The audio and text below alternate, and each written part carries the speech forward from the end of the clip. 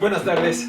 Da gozo ver a cada uno, algunos que alcanzaron regresar desde la mañana, otros sé que, esperaban tener visitas. Seguimos orando también por la hermana Irene, el hermano Raúl. Vinieron el primer domingo cuando todos estábamos, pero ya son mayores de edad. El hermano Raúl salió hace poco del hospital con una operación de cataracta, si no me equivoco. Y la hermana Irene necesita una cirugía en la espalda, tiene una fractura al parecer, así que puede que ellos no lleguen hasta que eso se resuelve. Y el hermano Rodolfo, la hermana Alejandra, están viviendo con ellos ahora porque la casa de ellos está destruida, destruida en buen sentido. Le quitaron el techo y le van a agregar un segundo piso, pero por mientras están en algo de locura. Espero algún día verlos, pero todos tienen sus temas que navegar durante el verano al parecer. 150 es una buena introducción con todo el comentario, porque a veces hay que simplemente seguir adelante con valor. 150. 150. Cuál pendón hermoso despleguemos hoy la bandera de la cruz, la verdad del evangelio, el blasón del soldado de Jesús. Adelante, adelante, en pos de nuestro Salvador, nos da gozo y paz nuestro Rey. Adelante con valor, en el mundo proclamemos con fervor esta historia de la cruz. Bendigamos sin cesar al Redentor, quien nos trajo paz y luz.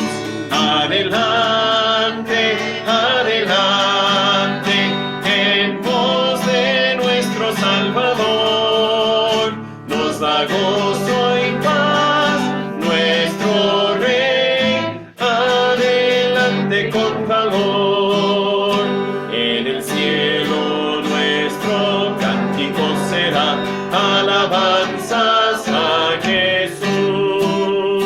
Nuestro corazón allí rebosará de amor y gratitud.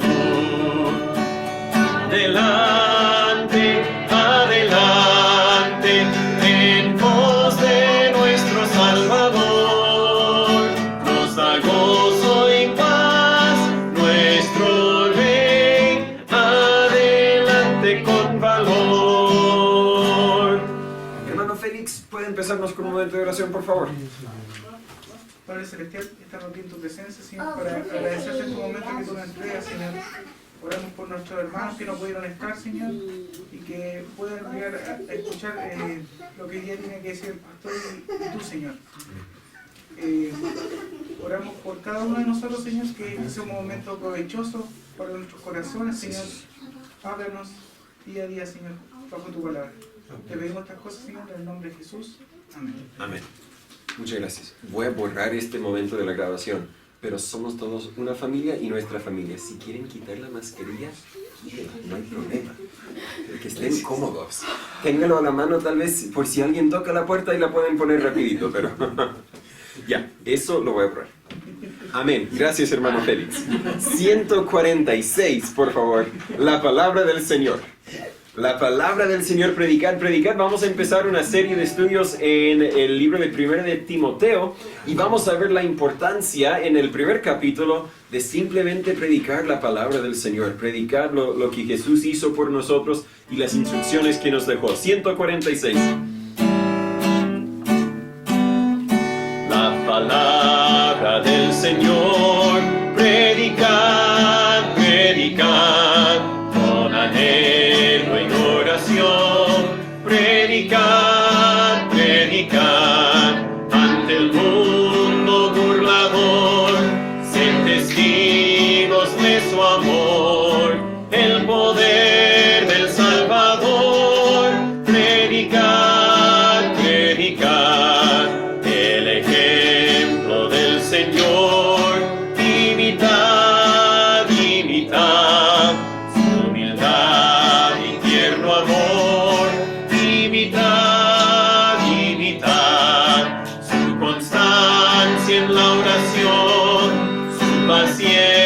paciencia en la aflicción, su bondad y compasión, y mitad, la venida del Señor, esperad, Él vendrá, no tardará, esperad, como siervos del gran Rey, trabajad con celo y fe, si sembráis, recogeréis, esperad. Tenemos que predicar, dejar el ejemplo y también seguir esperando. Podría ser hoy que Jesucristo venga. El 101, antes de pasar a la enseñanza, 101, uno de mis favoritos por la verdad doctrinal que presenta. Bajo sus alas habito seguro. Y luego el coro dice, seguro estoy, ¿quién de Jesús me separa? Seguro estoy en su gran amor, salvo y seguro Él me guarda. 101.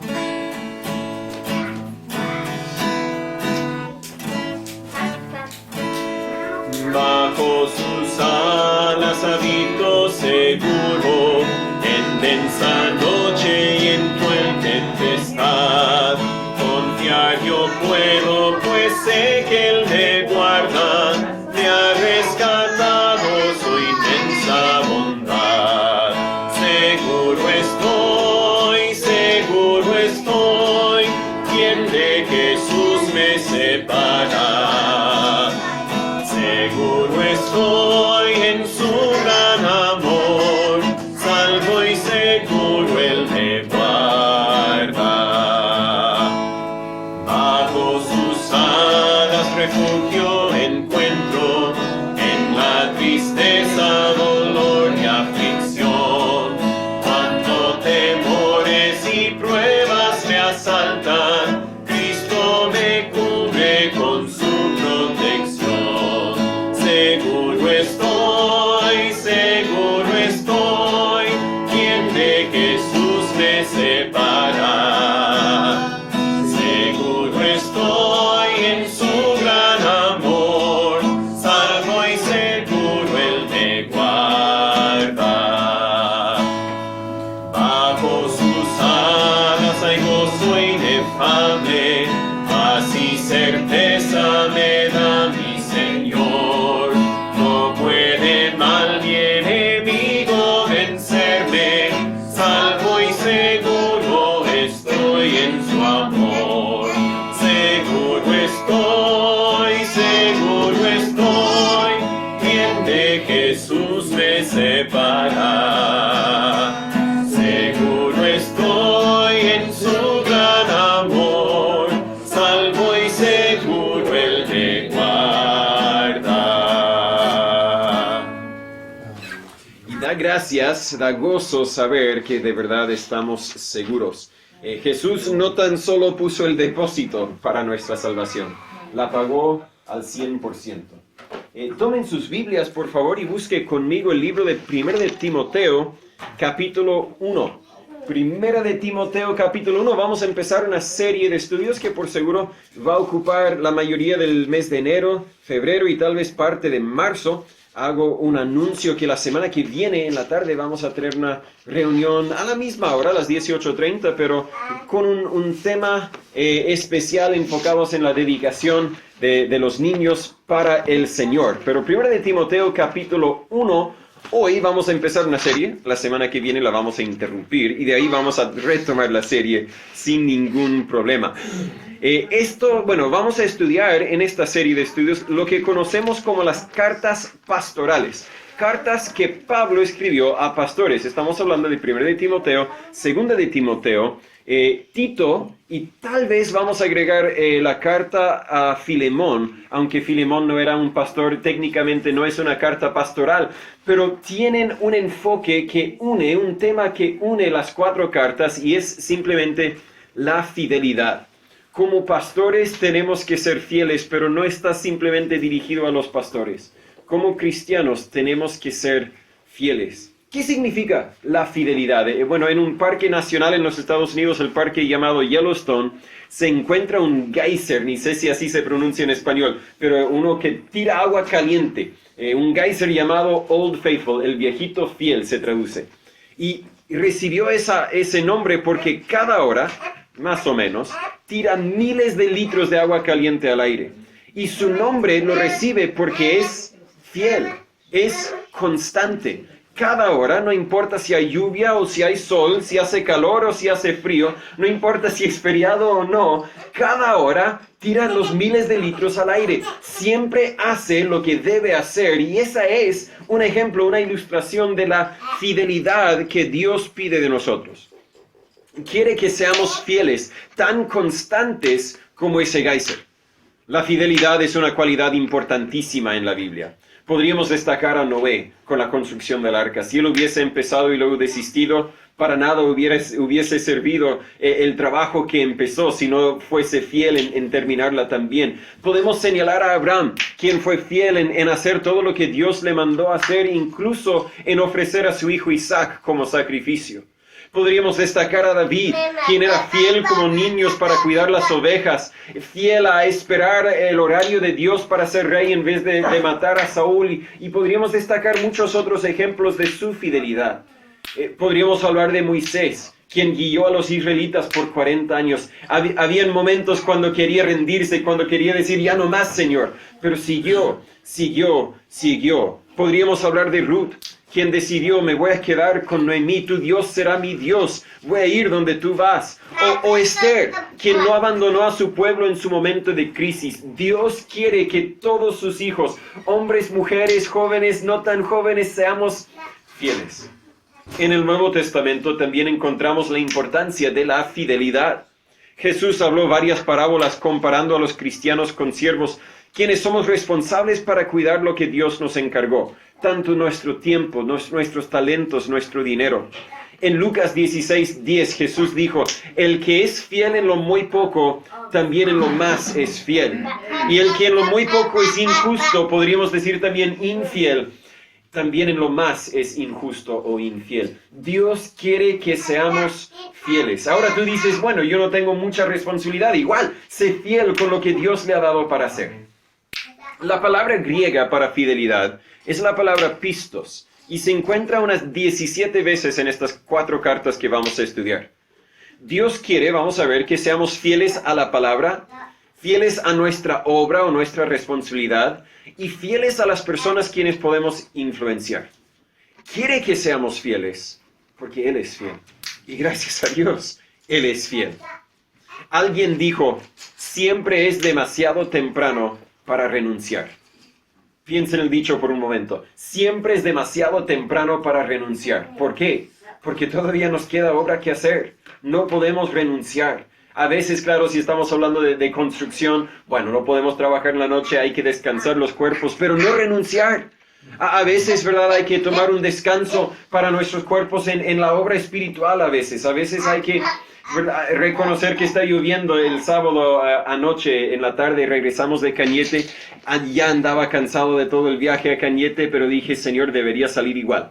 Y luego llovió y dije, Señor, mejor descansa, ¿verdad? A veces hay que tomar descanso, pero nunca renunciar. Siempre es demasiado temprano para renunciar.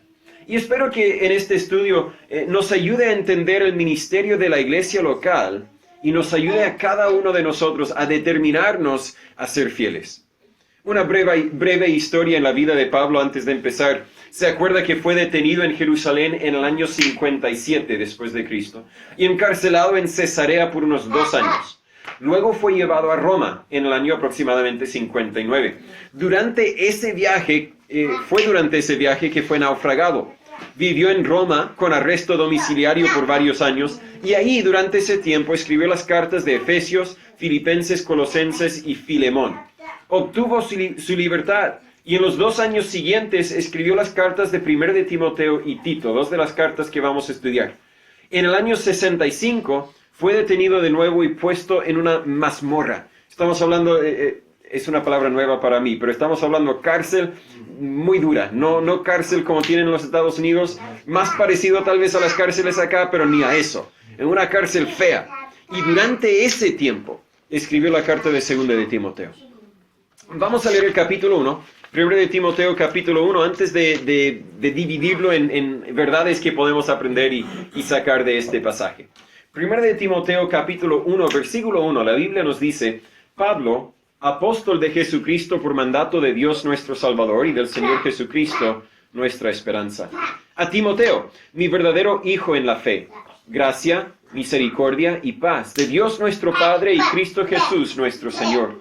Como te rogué que te quedases en Éfeso cuando partí para Macedonia, para que exhortases a algunos que no enseñen diferente doctrina. Ya empezamos con el tema de la fidelidad. Te rogué que te quedaras, no te rindes, no te renuncies. Versículo 4. Ni presten atención a fábulas y genealogías sin término, que acarrean disputas en vez de edificación de Dios que es en la fe. Así te encargo ahora.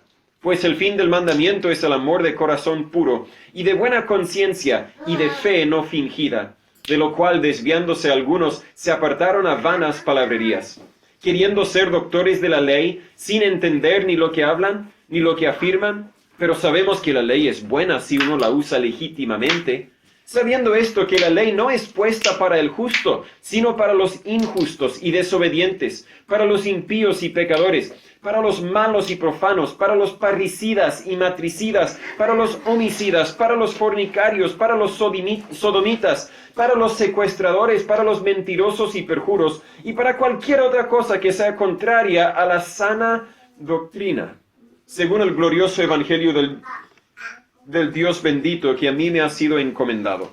Y doy gracias al que me fortaleció, a Cristo Jesús nuestro Señor, porque me tuvo por fiel, poniéndome en el ministerio, habiendo yo sido antes blasfemo y perseguidor e injuriador, mas fui recibido a misericordia, porque lo hice por ignorancia en incredulidad. Pero la gracia de nuestro Señor fue más abundante con la fe y el amor que es en Cristo Jesús. Palabra fiel y digna de ser recibida por todos, que Cristo Jesús vino al mundo para salvar a los pecadores, de los cuales yo soy el primero. Mas por esto fui recibido a misericordia, para que Jesucristo mostrase en mí el primero toda su clemencia, para ejemplo de los que habrían de creer en él para vida eterna. Por tanto, al Rey eterno, inmortal, invisible, al único sabio Dios, sea honor y gloria por siempre jamás. Amén. Este mandamiento, hijo Timoteo, te encargo, para que conforme a las pasadas profecías acerca de ti, milites por ellas la buena milicia, reteniendo la fe y buena conciencia, la cual desechando algunos, naufragaron en cuanto a la fe, de los cuales son Himeneo y Alejandro, los cuales entregué a Satanás, para que aprendan a no blasfemar. Oremos antes de seguir. Señor, Padre, muchas veces, a veces oramos por rutina. Pero Señor, ahora más que nada cuando tomamos un tiempo para abrir tu palabra, ayúdanos a recordarnos que no son palabras de Pablo, sino son palabras tuyas. Amén. No es un libro cualquier, sino es un libro vivo, eficaz y más penetrante que una espada de doble filo. Señor, háblanos. No nos ayudes tan solo a entender las verdades de tu palabra, sino también a aplicarlas a nuestras vidas. Demuéstranos en qué aspecto te hayamos fallado. Ayúdanos a crecer para que podamos, Señor, ser todo lo que usted quiere que seamos y para que podamos hacer todo lo que usted quiere que hagamos. Enséñanos, Señor. En el nombre de Jesús se lo pedimos. Amén. Había un anuncio en el periódico de Londres que dijo: se necesitan hombres para un viaje peligroso, poco sueldo, frío bruto, largos meses de completa oscuridad, peligro constante, regreso seguro dudoso, honor y reconocimiento en caso de éxito. Miles respondieron, porque la firma fue la firma de un explorador famoso de la Antártica. Al leer el anuncio, no, yo no, pero al ver la firma, todo cambió. Si Jesús hubiese escrito un anuncio parecido, tal vez diría algo así: se necesitan personas para la labor difícil de anunciar el Evangelio y apoyar mis iglesias. Será menospreciado, malentendido y ofendido. Puede que no logre ver el resultado de su labor y su recompensa total no vendrá hasta después de su vida. Le costará mucho, incluso tal vez su propia vida. Firmado por Jesucristo. A pesar de las dificultades, miles todavía responden al llamado de Dios, porque es el mejor jefe, el mejor maestro por quien uno podría trabajar. Timoteo respondió al llamado. Era uno de los colaboradores confiados de Pablo y tenía algunos cargos difíciles en su vida. Fue criado en un hogar religioso, la Biblia nos detalla en 2 de Timoteo 1:5, y parece que Pablo le había ayudado a creer en Cristo. Por eso él se refiere a Timoteo como mi hijo en la fe. Pablo le recordó en varias ocasiones que Dios lo había elegido justamente para este ministerio. Pero a pesar de su llamado, su amistad con Pablo y sus dones espirituales, parece ser que Timoteo también se desanimaba fácilmente. No es que estoy para criticarlo, pero Pablo tenía que animarle a quedarse en Éfeso en capítulo 1, versículo 3. ¿Verdad? Lo leímos, como te rogué que te quedases en Éfeso. Se desanimó, quería rendirse y Pablo dijo, no, por favor, mantente fiel. Era una ciudad llena de inmoralidad sexual de todos tipos. Uno fácilmente podría entender la dificultad de ser un pastor, de ser un cristiano en una ciudad así. Entendemos también que Timoteo tenía algunas dificultades físicas. Puede ser que los miembros de la iglesia no le apoyaban ni le respetaban como merecía. Pero Pablo ahora quiere animar a Timoteo. Quiere explicarle cómo administrar una iglesia y también escribe esta carta para destacar su autoridad como un siervo de Dios. En este capítulo vemos 3 responsabilidades de un pastor, pero creo que son responsabilidades que cada miembro de la iglesia comparte. Primero, Pablo le recuerda a Timoteo la responsabilidad de predicar la sana doctrina. Primero, en versículos 1 y 2, tenemos una frase de saludo, pero no fue simplemente un saludo, no son palabras vacías. Empezó su carta a Tito de casi la misma forma. Primero, Pablo afirma su autoridad como apóstol de Jesucristo. Yo vengo a ti no con autoridad como apóstol de Jesucristo, de hecho no diría que tengo mucha autoridad como pastor, pero vengo a ti con la autoridad de la Biblia. Si hablo algo que no está en la Biblia, no tengo autoridad. Pero si está en la Biblia, la autoridad está no porque yo lo dije, sino porque Dios lo dijo. Él afirma su autoridad como apóstol. Un apóstol literalmente significa enviado por Dios. Y en ese sentido, cada pastor cuando habla la verdad de la Biblia tiene la misma autoridad. No voy a llamarme apóstol. No tengo autoridad fuera de la autoridad de la Biblia, pero tengo la autoridad de la Biblia. Jesús luego dice, apóstol de Jesucristo por mandato de Dios nuestro Salvador y el Señor Jesucristo nuestra esperanza. Ahí mismo en ese versículo vemos una verdad que vimos con el hermano Segundo y la hermana María durante la semana, que Jesús es Dios, ¿cierto? ¿Qué dice ahí? Por mandato de Dios nuestro Salvador. Jesucristo es nuestro Salvador. Él murió en la cruz por nosotros. Sí, pero Jesús es Dios. Así que claro, Dios nuestro Salvador es un punto aparte. Pero Jesús es nuestro Salvador. Es nuestro Señor. Eso significa nuestro dueño, nuestro jefe. Y es nuestra esperanza. La esperanza de que viene, ¿verdad? La venida del Señor, esperad. Viene por los suyos algún día. Y estos 3 motivos son motivos muy válidos para seguir adelante. Timoteo, ¿por qué no debería rendirse? Porque Jesús es tu Salvador, Jesús es tu Señor y Jesús es también tu esperanza. Cristiano, con cualquier dificultad que encuentras, sea en testificar a tus vecinos, sea en ser fiel a liderar a tu familia, sea lo que sea, sigue adelante porque Jesús es tu Salvador, es tu Señor y es tu esperanza. En versículo 3, recuerda a Timoteo de sus órdenes. La palabra que leemos exhortar, versículo 3, como te rogué para que exhortases a algunos que no enseñen diferente doctrina, podría también ser traducida mandar, para que les mandes, para que les digas, oye, deja de predicar esa diferente doctrina. Pero tiene el sentido de comunicar órdenes de un general. Pablo está diciendo, mire, yo lo recibí de Dios, te lo estoy pasando a ti para que lo pases a ellos, siguiendo la cadena del comando en cierto sentido.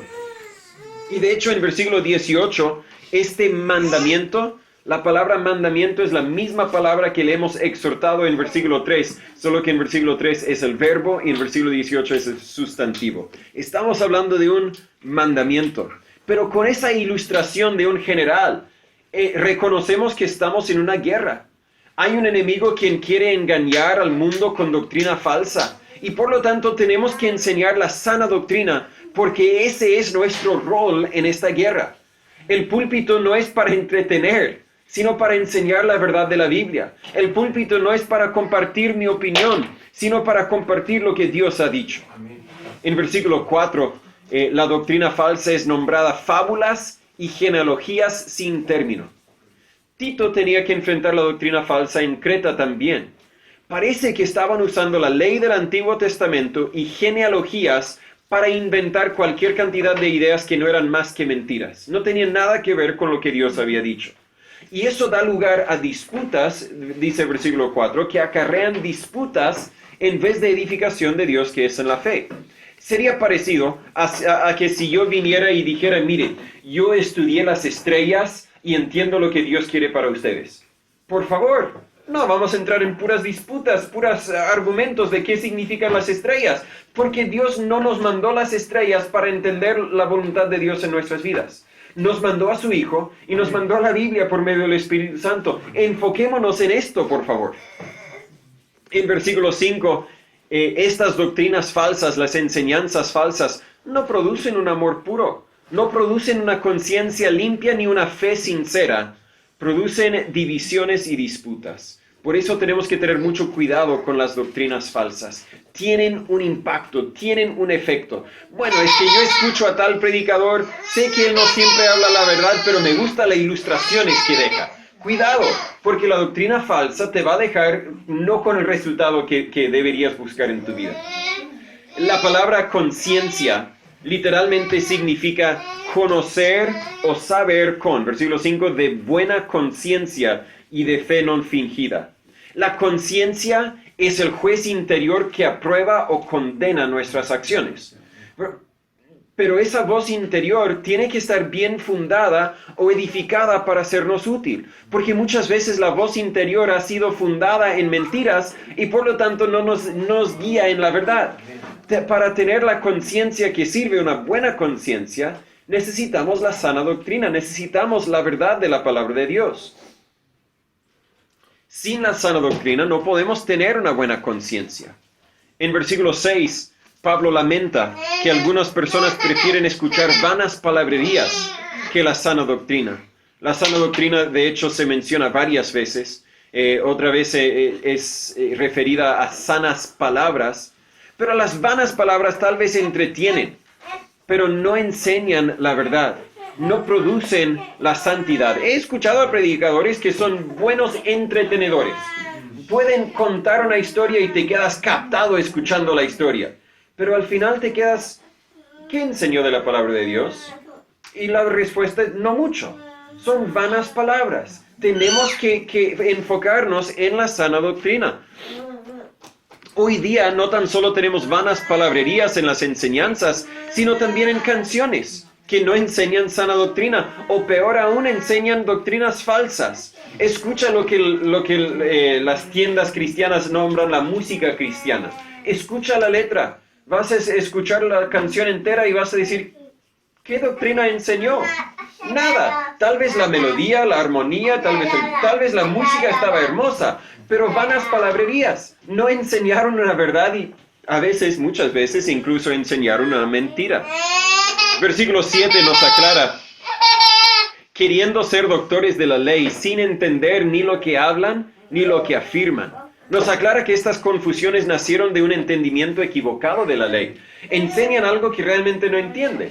Y hoy día muchos me dan testimonio. Yo no he visitado a muchas iglesias en Chile, pero me cuentan que muchas iglesias, los púlpitos están llenos de pastores que al parecer nunca estudiaron la Biblia, no saben de lo que hablan y por lo tanto están enseñando falsedades. Estaba hablando con un caballero que anteriormente era pastor y mientras que le hablo entiendo que no tenía ninguna preparación en la Biblia. No es decir que uno necesita título de teología para ser pastor, pero necesita un fundamento en la verdad de la palabra de Dios si va a poder explicar las verdades de Dios. Estas personas no entendían el propósito de la ley.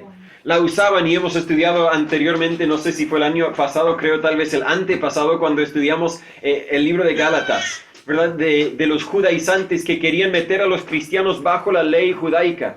Pero no estamos bajo la ley, sino bajo la gracia. La ley no sirve para esclavizar a los creyentes, sino sirve para demostrarnos que necesitamos a un Salvador. Pero una vez salvos, estamos bajo la gracia de Dios. Estamos libres en Cristo. En versículos 9 y 10, todavía hablando de la sana doctrina, porque la sana doctrina no puede dar lugar a la enseñanza de que, bueno, tenemos que vivir conforme a la ley. Pero versículos 9 y 10 detalla 14 tipos de personas condenadas por la ley. Para eso existe la ley, para condenar a estas personas.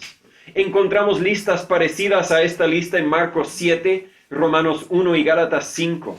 El punto aquí no es para ver si nosotros somos algunos de esos, aunque si lo entendiéramos de la perspectiva de Dios, sí, creo que todos estamos en esta lista. Pero el punto de todo esto es que la ley debiese ser usada para exponer, para restringir y para convencer a los que viven sin ley. Pero la ley no puede salvar a nadie, ya que solo revela su necesidad de un Salvador. Pero cuando un pecador cree en Jesús, es librado de la maldición de la ley. En ese sentido, la ley es el X rayo, ¿verdad? Que demuestra que tu pecho, no sé, está roto, ¿verdad? Tienes un hueso roto. Pero el X rayo no te puede sanar. La ley puede demostrar que hay problema, pero la ley no puede resolver ese problema, no puede salvarnos. Eso solamente lo hace Jesús. El glorioso evangelio, versículo 11. Según el glorioso evangelio del Dios bendito, que a mí me ha sido encomendado. Ese es lo que salva del pecado. Eso es lo que libra de la maldición de la ley. Pablo había conocido el poder de ese evangelio. ¿Se acuerda lo que dijo en Romanos 1:16? Porque no me avergüenzo del evangelio de Cristo, porque es el poder de Dios para salvación a todo aquel que en él cree, al judío primeramente y también al griego. La ley y el evangelio, escúcheme bien, van mano a mano. La ley sin evangelio es un diagnóstico sin remedio. Como que te dan el diagnóstico de que tienes cáncer y no hay nada que podemos hacer para ti. Esa es la ley sin evangelio. El evangelio sin ley es la buena noticia de la salvación anunciada a personas quienes creen que no la necesitan. ¿Verdad? Si yo te dijera, a ver, una enfermedad que tiene un remedio sencillo, no anoté un ejemplo, pero digamos que, no sé, tienes una infección y necesitas un antibiótico, ¿verdad? Tienes una infección y eso te está causando las molestias, así que tome este antibiótico y en 10 días vas a estar mejor. Ahora, cuidado, porque el antibiótico te puede dar náusea, te puede producir vómito, te puede producir estas otras cosas, pero bien. Si yo estoy convencido que tengo una infección, yo tomo el antibiótico. ¿Por qué? Porque entiendo mi necesidad. En cambio, si me presentas el antibiótico, mire, tome esto, te va a dar náusea y te va a dar vómito tal vez, pero tómelo, te va a hacer bien. ¿Pero por qué? Si yo estoy sano, no necesito antibiótico, ¿por qué tomarlo? Ese es el evangelio sin ley. Mire, necesitas a Jesús. Jesús te puede salvar, ¿pero por qué? Si estoy contento tal como soy. La ley y el evangelio van mano a mano. No podemos presentar el evangelio, lo que Jesús hizo por nosotros, sin hablar de nuestra necesidad. Y de nada sirve hablar de nuestra necesidad sin también hablar de la solución que tenemos en Jesús. Por lo tanto, nuestra responsabilidad como seguidores de Cristo, predicar la sana doctrina. Pero también en versículos 12 al 17 vemos la importancia de predicar el evangelio, proclamar el evangelio. Después de mencionar el evangelio en versículo 11, Pablo ahora quería compartir su testimonio personal. ¿Por qué? Porque su testimonio personal, Pablo mismo, es evidencia de la gracia de Dios que cambia vidas. Si conocieras el testimonio de Pablo, también conocido como Saulo, entenderías la magnificencia del Evangelio de Dios. Primero en versículo 13 vemos lo que Pablo era. Habiendo yo sido antes blasfemo y perseguidor y injuriador. Lo hablamos en Cañete. Ya que estoy predicando en lugares distintos, no puedo decir, bueno, lo hablamos antes. No, porque no estaban, solo los que estaban en Cañete. Pero en fin, hablamos de la verdad de que si uno está en Cristo, nueva criatura es.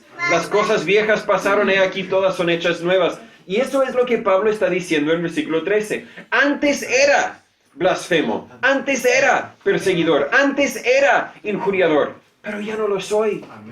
Ya no lo soy. ¿Por qué? Porque Dios me ha cambiado, el glorioso poder del Evangelio. Era blasfemo. Al decir blasfemo, él negaba que Jesús es Cristo. Y en ese sentido yo creo que cada uno que conoce de la Biblia, pero no es salvo, es blasfemo. Tal vez reconoce ya, Jesús es Dios, pero creen que Jesús no es suficiente para librarlos de sus pecados.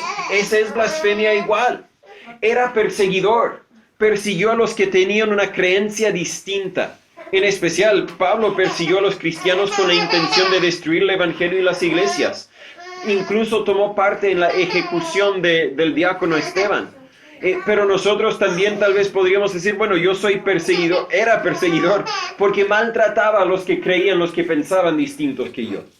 También era injuriador. Esa palabra significa orgulloso e insolente. Hoy podríamos decirlo un bully, ¿verdad? Y eso era Pablo. Tal vez eso éramos algunos de nosotros. Un día vamos a tener esa propiedad y un día vamos a tener sala cuna y un día no tendré que gritar tan fuerte para ser más fuerte que mis hijos. Pero por mientras, con la amén entiendo que me escuchen como quieran. Pero Pablo explica que la causa de este comportamiento era ignorancia e incredulidad.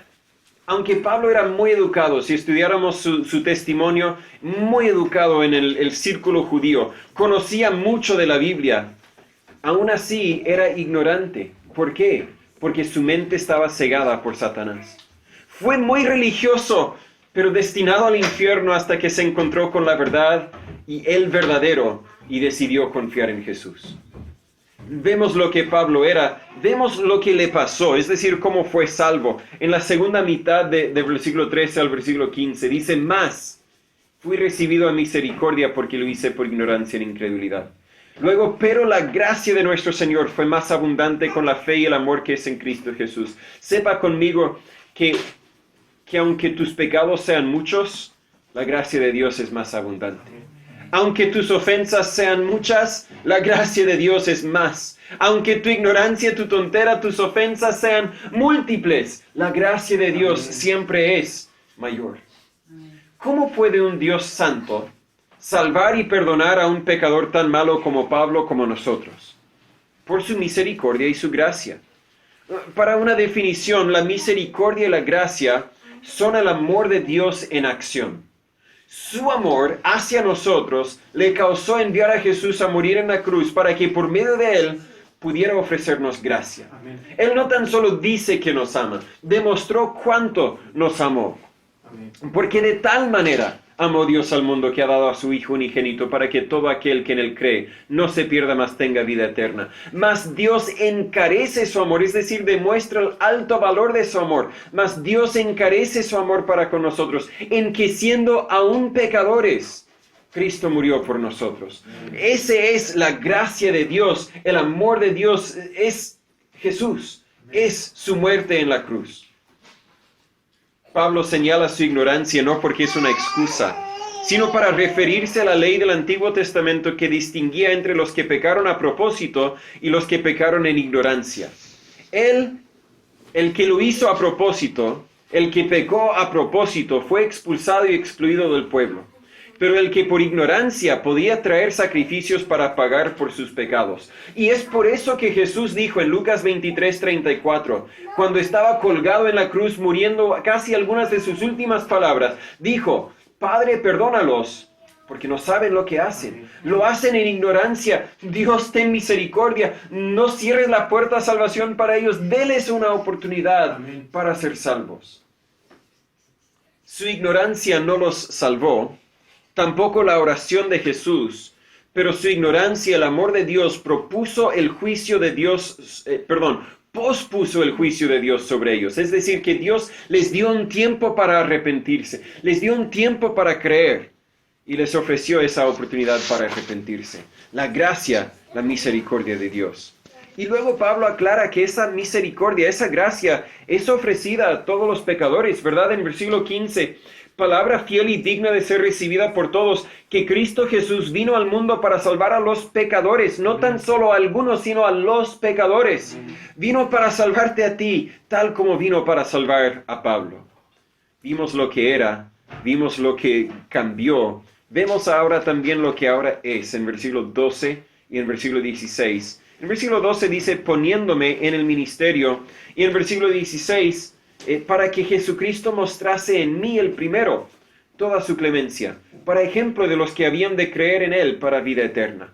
La gracia de Dios cambió el perseguidor a un predicador. Y este cambio fue tan enorme que a la iglesia en Jerusalén les costó aceptar el cambio.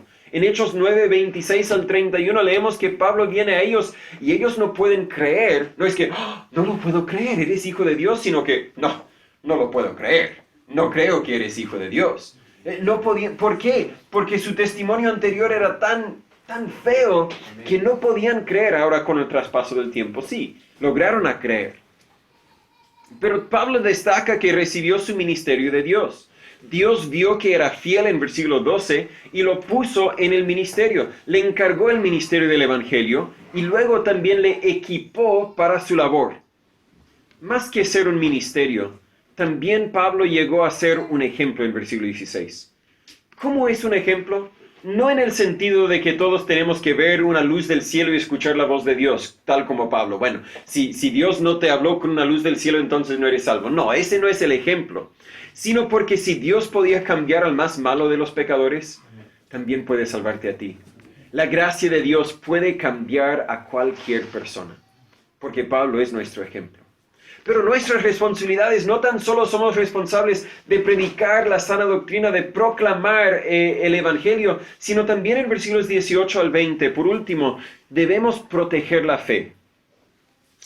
Como solo son 3 versículos, voy a leerlos otra vez.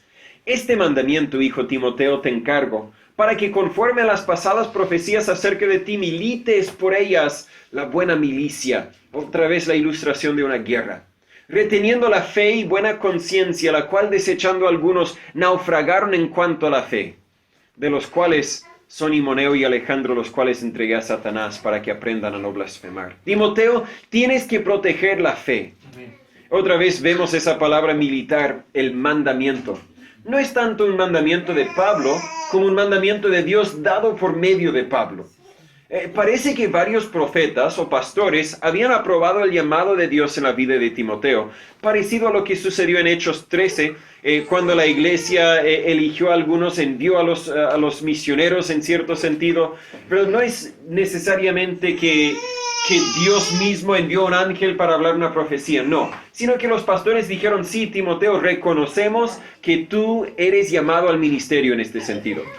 Ahora su propósito, según segunda de Timoteo 2:4, es agradar a aquel que lo escogió por soldado. Él tiene que vivir para Dios porque Dios lo eligió para este propósito. Si tú eres hijo de Dios, también eres siervo de Dios. También tienes un llamado de Dios y deberías vivir para agradar al que te dio tus órdenes. Tal vez tus órdenes sean distintos a los órdenes que tenía Timoteo o que tenía Pablo o que tengo yo, pero tenemos órdenes, tenemos un propósito y deberíamos vivir para cumplir ese propósito, para agradar a aquel que nos escogió para ese propósito. En versículo 19 la ilustración cambió de militar a naval, ¿verdad? El versículo 19 usa la palabra naufragaron en cuanto a la fe. Tal como un marinero tiene que mantener el curso a pesar de las tempestades, como cristianos también tenemos que retener la fe verdadera, la buena conciencia. De otra forma vamos a naufragar. Lo que predicamos con nuestros labios también tenemos que vivirlo en nuestras vidas. Alguien dijo de un predicador conocido, es tan bueno como predicador que nunca debería salirse del púlpito, pero es tan malo como cristiano que nunca debería subirse al púlpito. ¿Verdad? No tan solo deberíamos predicarlo con los labios, sino vivirlo, retener la fe y la buena conciencia, porque algunos lo desecharon. Tal vez siguieron poniendo la corbata, no usaron corbata en ese momento, pero tal vez siguieron viviendo la vida cristiana, pero naufragaron en cuanto a la fe. ¿Por qué? Porque la vida no concordó con lo que estaban enseñando. Una buena conciencia nos ayuda a vivir correctamente en cualquier circunstancia. Alguien dijo de la conciencia, es la voz interior que nos avisa que alguien podría estarnos observando. Leí ese dicho y dije, wow, tan cierto. Cuando estamos haciendo algo que no deberíamos hacer y tenemos, ¿alguien me está mirando? Esa es la conciencia diciéndote, no deberías hacerlo. Si tienes temor de que alguien te esté mirando, tal vez no deberías hacerlo. La conciencia, la buena conciencia. En versículo 20, Himeneo y Alejandro lamentablemente son ejemplos de cristianos naufragados. No sabemos exactamente qué hicieron, pero parece que enseñaron doctrinas falsas, no retuvieron la fe. También es probable que no vivían como correspondía a un cristiano. Muchas veces conducta corrupta acompaña doctrina falsa. ¿Por qué? Porque la conciencia tiene que estar fundada en la verdad, y si está fundada en la mentira va a haber algún error en nuestras vidas también. Cuando Pablo dice entregué a Satanás, no está diciendo los entregué atados a Satanás para que los llevase al infierno. No está hablando de eso, sino que se refiere a la disciplina de la iglesia, al excluir a ciertos miembros o ex miembros, ¿verdad? Estaba hablando con alguien la semana pasada acerca del propósito de la disciplina en la iglesia. El propósito de la disciplina no es excluirlos, sino restaurarlos, traerlos a un punto de arrepentimiento y restaurarlos a una relación correcta con la iglesia y con Dios. Pero cuando alguien rehúsa ser restaurado, cuando rehúsa arrepentirse, a veces es necesario cortarlos. Mire, si no vas a venir con la actitud correcta, mejor no vengas. Mire, si no vas a venir creyendo la misma verdad que nosotros, mejor no vengas. Mire, si no mejor no vengas. Cuesta decirlo, y gracias a Dios no ha llegado el momento en mi ministerio que haya tenido que decirlo, pero si Dios me concede muchos años en el ministerio, casi por seguro va a llegar el momento. Y es lo que Pablo tenía que hacer, entregarlos a Satanás, y creo que se refiere a que en cierto sentido perdió la protección de la iglesia. Yo estoy agradecido a mis hermanos en la fe, porque en cierto sentido me protegen de mí mismo, me protegen en cierto sentido de la flojera, ¿verdad? Porque, bueno, pastor, ¿qué hiciste esta semana? Bueno, me quedé mirando Netflix toda la semana porque me dio flojera. No. Si tengo que producir, tengo que trabajar porque tengo hermanos a quien soy responsable. Tengo que vivir correctamente en la comunidad. ¿Por qué? Porque tengo que poner el ejemplo correcto y porque los hermanos de la iglesia me podrían hablar y decir, oye pastor, ¿qué andabas haciendo? No me pareció bien lo que dijiste, lo que hiciste, etc. Hay protección en los hermanos. No es una protección mística, sino es una protección de hermandad. Una protección de que juntos vamos a fortalecernos, juntos vamos a ayudarnos. Pero Himeneo y Alejandro, al ser excluidos de la iglesia, perdieron esa protección. Ahora están más vulnerables a los ataques de Satanás. Y por eso creo que Pablo dijo, los entregué a Satanás. Entendamos bien que cada iglesia está en una guerra constante contra principados, contra potestades, contra los gobernadores de las tinieblas de este mundo, contra malicias espirituales en las alturas, dice Efesios 6:12. Estamos en una guerra. No basta con proclamar la verdad y predicar el evangelio. También tenemos que proteger la fe. Tenemos que elegir bien lo que vamos a hacer. Tenemos que hacer ambas cosas. No es suficiente predicar el evangelio sin también exponer las mentiras, pero de nada sirve siempre exponer las mentiras y nunca predicar el evangelio que cambia vidas. Ese es nuestro ministerio. Supongo que Timoteo habrá sido animado y fortalecido cuando leyó esta primera parte de la carta de Pablo. Dios lo había llamado, lo había equipado y lo había depositado en este ministerio en Éfeso. Su responsabilidad no era distraerse con otras cosas. Su responsabilidad fue predicar el evangelio, proclamar la sana doctrina y proteger la fe de las doctrinas falsas. Recién para Cañete imprimimos himnarios y si se da cuenta, tal vez no en todos los himnarios, ni en mi himnario, pero en algunos himnarios viene un dicho al revés. No en este. Bueno, tal vez no vienen en los himnarios, solo vienen los nuevos. En este viene, ya. ¿Qué dice? Acá dice, la Iglesia Bíblica Bautista La Verdad existe para anunciar el Evangelio, apoyar a los cristianos y adorar al Salvador. Ese es nuestro lema, ese es nuestro propósito. Son mis palabras, pero vienen de la Biblia. Nuestro propósito es anunciar el Evangelio, apoyar a los cristianos y adorar al Salvador. Pero pastor, ¿qué de los huérfanos? Necesitan un hogar donde vivirse. Claro, estamos de acuerdo, deberíamos cuidar a los huérfanos, pero nuestra responsabilidad como iglesia es anunciar el evangelio, apoyar a los cristianos y ayudar al Salvador. Ahora, si un hermano de la iglesia dijera, yo quiero empezar un huerfanato, yo quiero ayudar, adelante, hágalo. pero como iglesia no vamos a distraernos con lo que no es parte de nuestras órdenes. Es algo bueno, no lo voy a criticar para nada, pero tenemos que mantener nuestro enfoque. Nosotros hemos sido salvados por Dios. También hemos sido llamados y equipados para un propósito específico. Podría regresar a Hechos 1:8, cuando Jesús dijo, y me seréis testigos. Pero recibiréis poder cuando haya venido sobre vosotros el Espíritu Santo, y me seréis testigos. Tenemos un llamado, tenemos un propósito, y hemos sido depositados aquí mismo para ejercer este ministerio aquí mismo. Todos debemos predicar el Evangelio. Todos debemos proclamar la sana doctrina. Y todos debemos proteger la fe de las doctrinas falsas.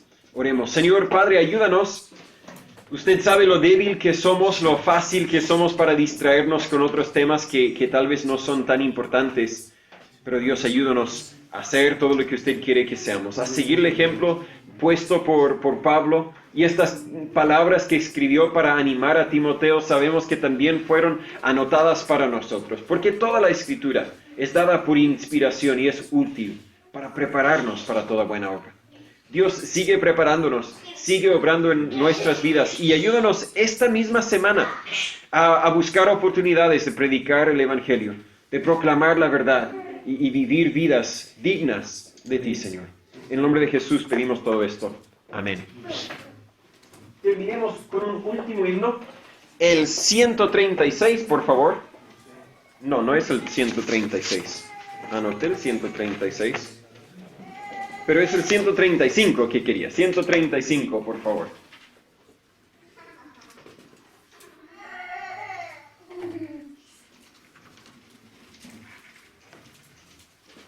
Tuyo soy, Jesús, y a tu voz oí, cual mensaje de tu paz, y deseo en alas de fe subir, y más cerca estar de ti.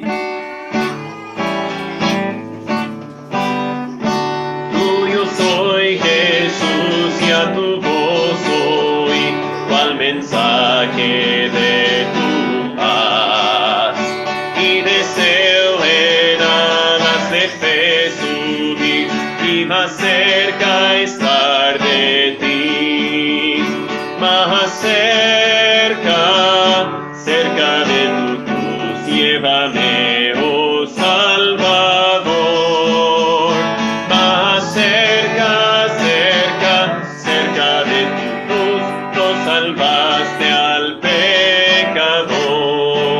Voy a subir el tono un poquito para acomodar un poco mejor la voz.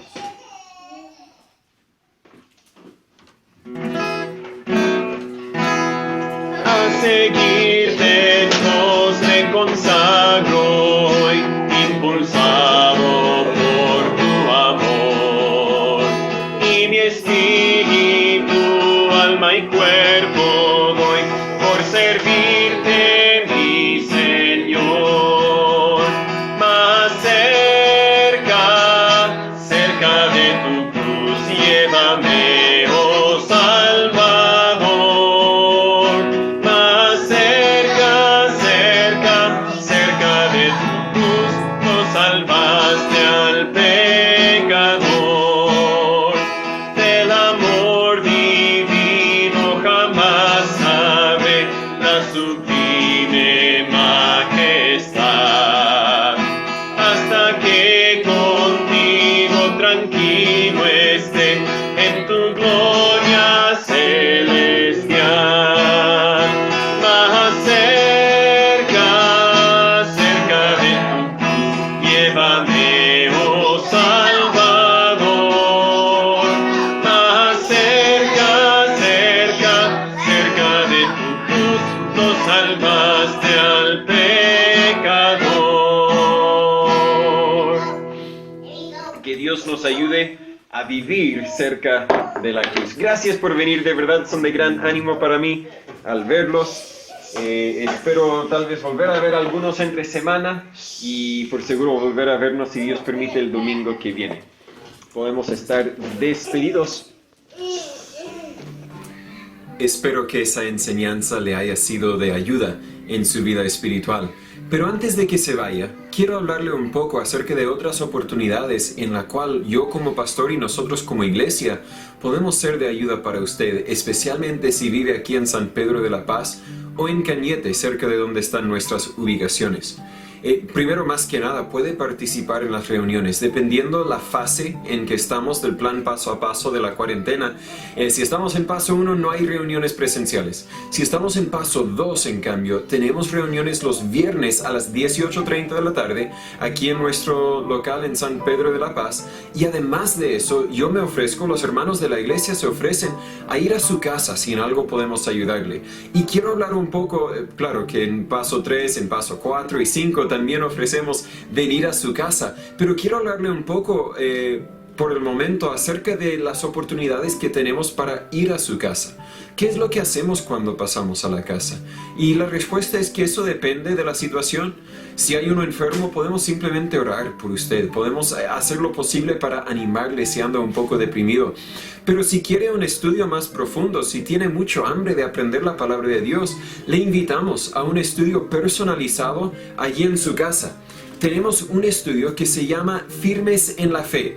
Este es el segundo van a ser 5 libros en total, pero solamente hay 2 hasta el momento, que hemos producido donde usted puede estudiar la Biblia por sí solo o también con la ayuda de un hermano de la iglesia, un hermano mayor.